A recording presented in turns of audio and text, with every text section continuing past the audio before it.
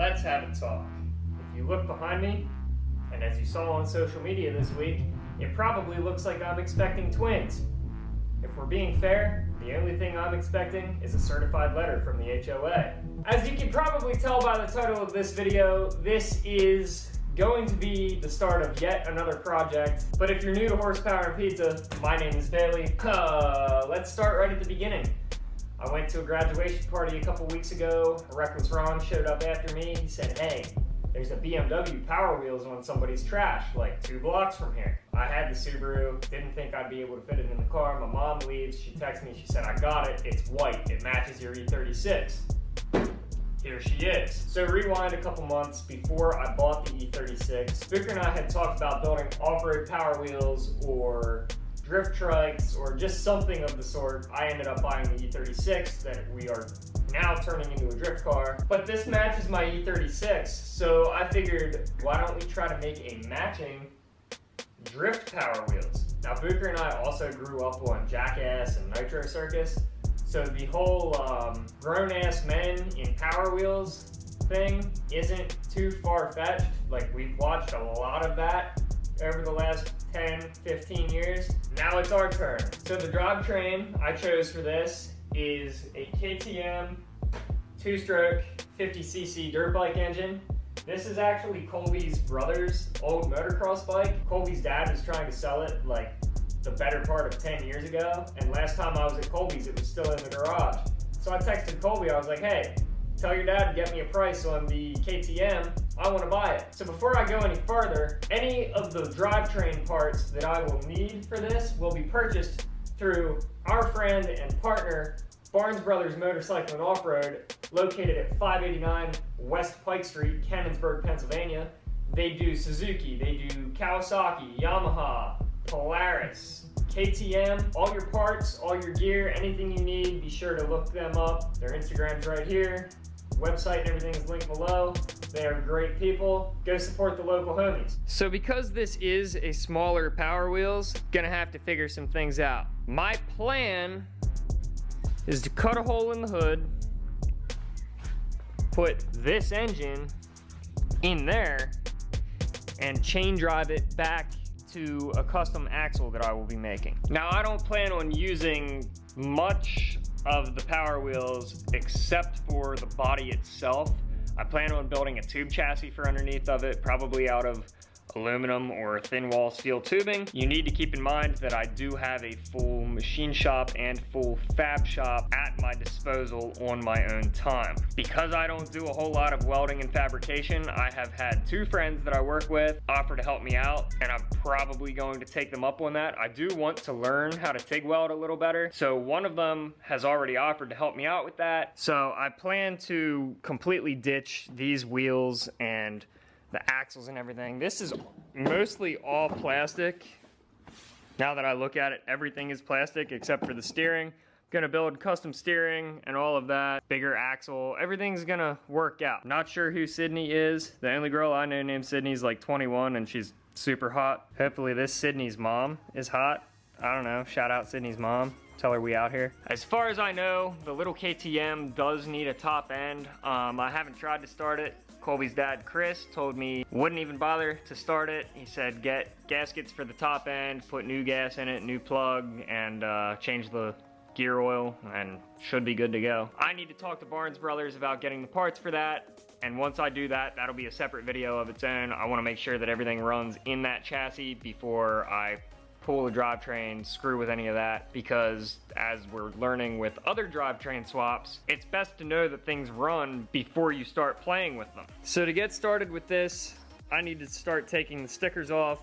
I'm going to measure how wide it is as well as the wheelbase, and I'm just gonna get started from there.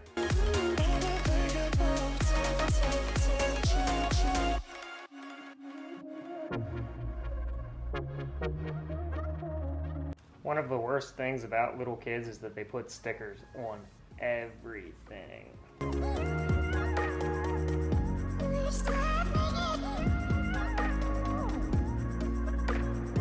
Okay, so that was miserable, but all that's done for the most part. I mean, it still needs cleaned up pretty bad. I'll hit that with like a magic eraser or something and get all that dirt off. Not really that concerned about the hood because a lot of that is going to get cut away anyhow. All I really want to do today is measure how wide the body is and the center line from the front hub to the rear hub. I'm going to keep the wheelbase the same so I can use the body. However, with the tube frame and everything that's getting put underneath it, the wheels are probably going to be outside of the body. I just want them to be spaced because the engine's going to be here and the drive chain is going to run from the front sprocket of the engine back to the custom axle setup that I'm making. It's gonna have to run through here somewhere, so that's all gonna be guarded. I think when I make the tube frame, I'm gonna have a little bit of a structure that comes up sort of like a wing that's low here that whoever's riding it can sit on. I've put a lot of thought into this. I haven't done any CAD drawings or anything yet. If I can get those measurements today, I can at least start to mock up some sort of tube chassis design, at least start looking at ordering materials. I need to get the wheels and hubs and everything in before I really do too much, but I have a fair idea of what I need to do. Mr. Steve, come here. What are you doing? Come here. He is unsure.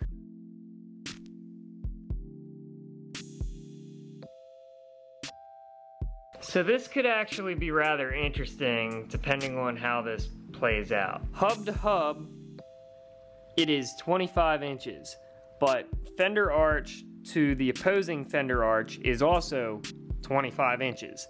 So it is very square. We need to remember that the wheels are going to stick out on either side.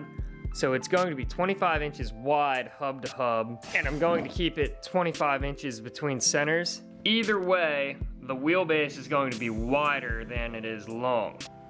I'm not really worried about it because it's not like a purpose-built race car or anything. This is literally just another brainchild of my imagination. I really just want to put go-kart tires on it and slide it around in the parking lot behind my garage. I know for a fact the little 50cc engines in these KTMs rip, so I'm really not worried about anything other than being able to do donuts in this thing, honestly. I have a lot of bigger projects in my imagination that are also written down on paper. If I'm being honest with myself, I have huge dreams and a very colorful imagination, but if I can't get this thing to work, I have no business building anything else that I want to build. So this is a good challenge for me to at least get me started, get my feet wet. I'm no stranger to working on dirt bikes, doing machining work, a little bit of fab work here and there. I'm going to get better as a welder, but this is a good project to test my engineering knowledge a little bit and my mechanical inclination. Really excited to see where this one goes. I know I didn't really do much today, but I announced the project. I don't really have a time frame on it either. Next week, you're probably going to see another E36 video. And then after that, I should, fingers crossed, have my 435 back here at this house. I want to thank you guys so much for watching. I want to thank you again for the success with the pre-order of round 2 for the hat. Pre-order for round 2 actually outsold the initial drop, so super stoked on that. I'll have a couple left over because I know there's a couple people that have missed out. Check me out on Instagram, TikTok, Twitter, and Facebook at horsepowerpizza.